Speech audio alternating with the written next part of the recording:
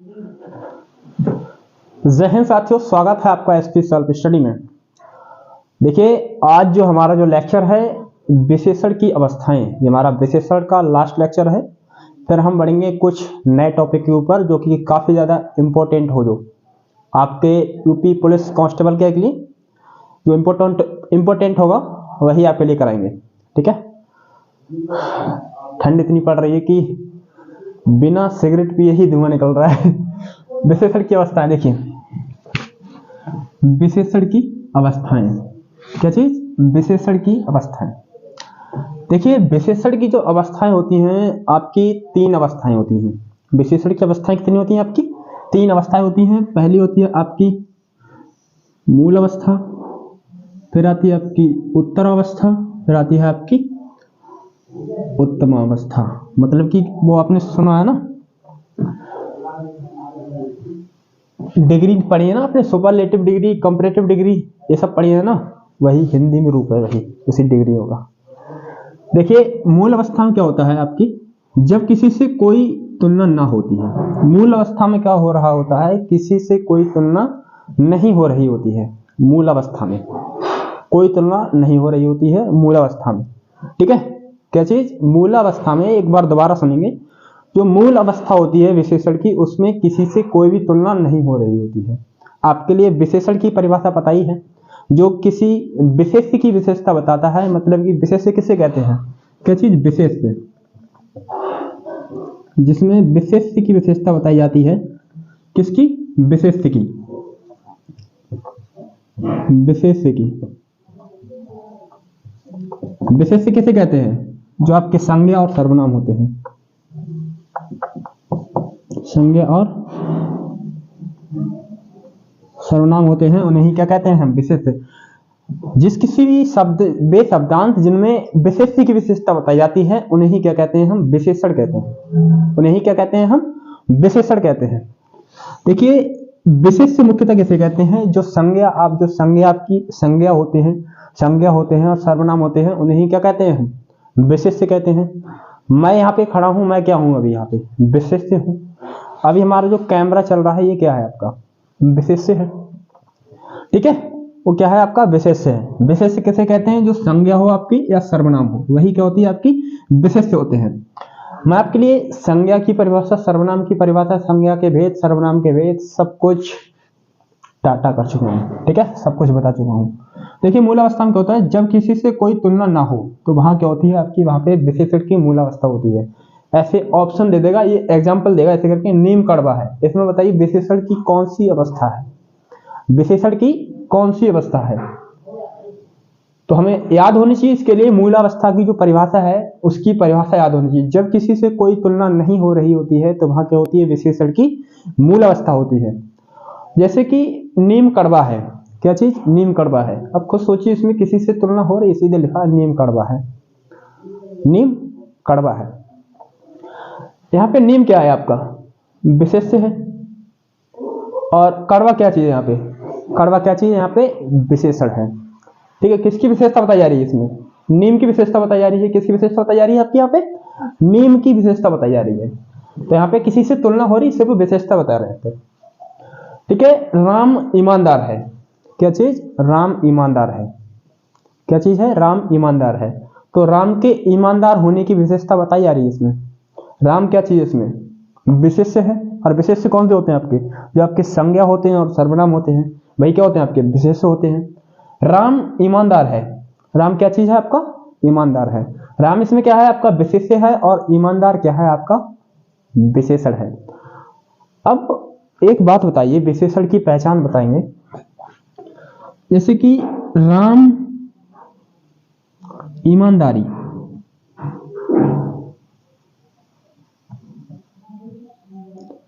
राम ईमानदारी, ऐसे क्या लिख रहा हूं मैं?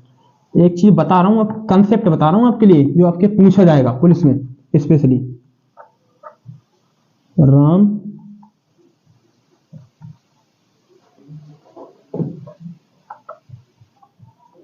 राम ईमानदारी है, ऐसे दे देगा कि राम ईमानदारी है। बस पूछा कि बताइए इसमें विशेषण का सही विशेषण पहचानिए। एक दे देगा राम ईमानदार है, राम ईमानदार है, पूछेगा सही के लिए पहचानिए। अब आप पढ़े होंगे मुझसे या किसी अन्य टीचर से तो शायद आप बता देंगे। तो बताइए कौन सा होगा? यह है ऑप्शन ए, यह है ऑप्शन बी।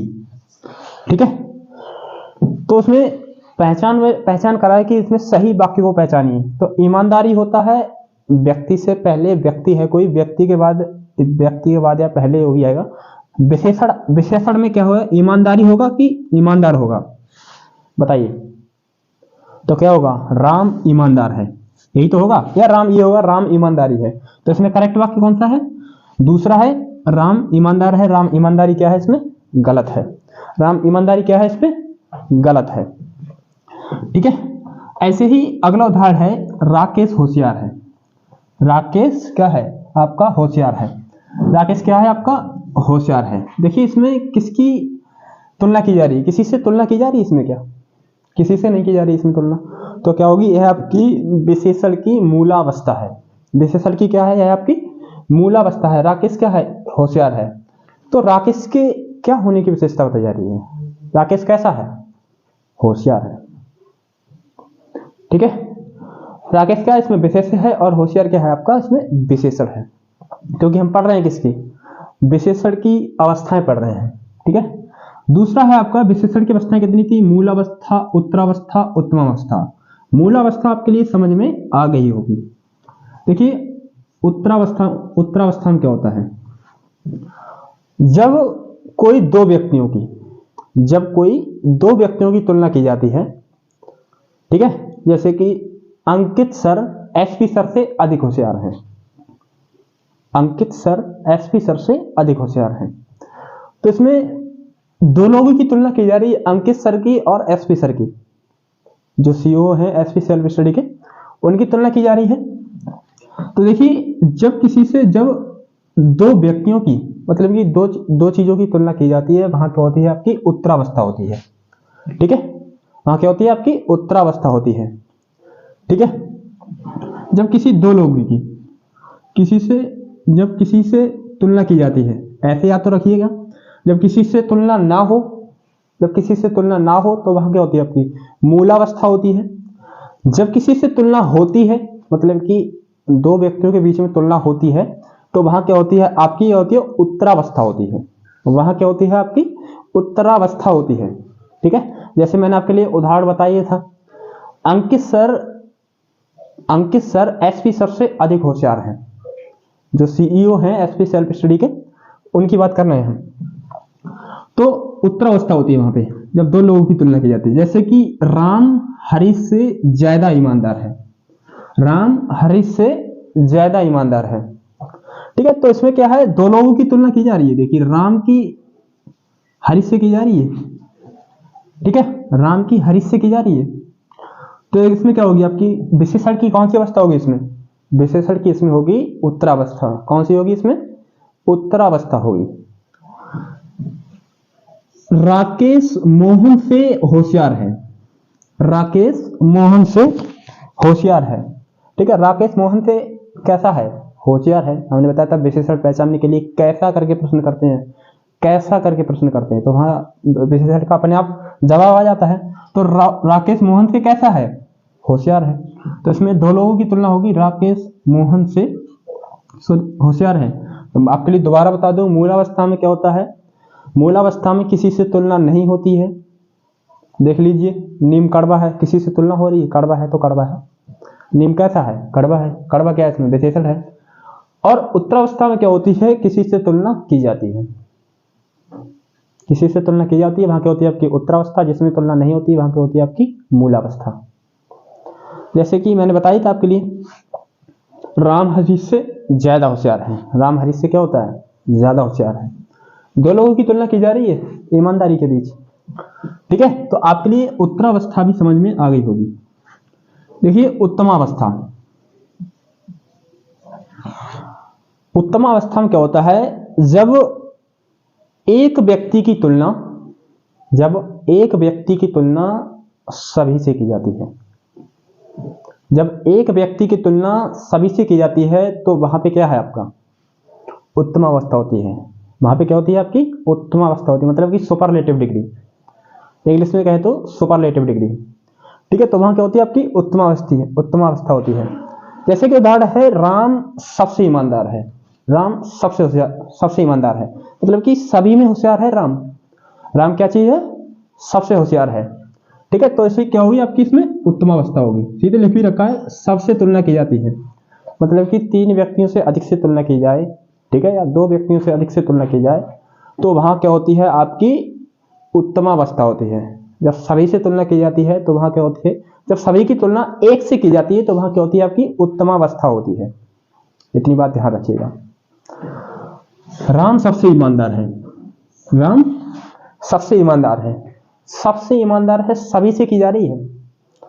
मान लो हजारियों लोग हैं, उनमें राम ही सबसे होशियार है, तो वहां क्या होगी आपकी? उत्तम अवस्था होगी। देखिए, अंकित सर, यहां से हटा दो थोड़ी। अंकित कक्षा में सबसे होशियार है। अंकित कक्षा में सबसे होशियार है। अंकित कक्षा में सबसे होशियार है। सबसे होशियार है। देखिए, कक्षा, पूरे कक्षा में क्या है? अंकित ही क्या है? अंकित ही क्या है? सबसे ज्यादा होशियार है। मान लीजिए 100 बच्चे हैं, तो उन 100 बच्चों में कक्षा में अंकित ही होशियार है। अंकित कक्षा में सबसे होशियार है। पूरी कक्षा की बात हो रही है, लेकिन सबसे होशियार कौन है? अंकित। तो वहां क्या होगी आपकी? उत्तम अवस्था होगी। वहां क्या होगी आपकी? उत्तम अवस्था होगी। आप मेरी वाणी पर ध्यान दीजिएगा, पीछे शायद आपके लिए कम दिखता हो, जल्द ही डिजिटल पैनल आ जाएगा, उसके लिए चिंता मत कीजिए। देखिए, एक होती है आपकी उच्च, एक होता है आपका उच्चतर, एक होता है आपका उच्चतम। उच्च 3 अवस्थाएं होती हैं, एक उच्च, उच्चतर, उच्चतम। उच्च, उच्चतर, उच्चतम। देखिए, निम्न, तीव्र, तेज, चतुर, ये क्या है? आपकी उच्च की अवस्थाएं हैं। जब 2 लोगों की तुलना होती है, निम्नतर, तीव्रतर, अधिकतर, ठीक है, और अधिक चतुर, अधिक तेज। देखिए, निम्न का क्या होगा? निम्नतर हो जाएगा किसमें? उच्च का उच्चतर में। देखिए, एक होता है उच्च, एक होता है उच्चतर, एक होता है उच्चतम। देखिए, मैं प्लीज ब्लैक मार्कर ले लेता हूं, तब अच्छे से समझिए।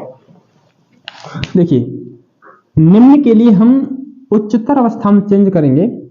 निम्न के लिए तो क्या होगा आपका? निम्नतर हो जाएगा। जब तीव्र के लिए चेंज करेंगे, तीव्र के लिए कौन सी अवस्था में? उच्चतर में, ठीक है, जैसे कहेंगे उत्तरावस्था, वहां क्या हो जाएगा आपका? तीव्रतर। तेज का क्या हो जाएगा? अधिक तेज हो जाएगा। चतुर का क्या हो जाएगा? अधिक चतुर हो जाएगा। उच्चतम अवस्था में क्या होता है? सभी से तुलना की जाती है।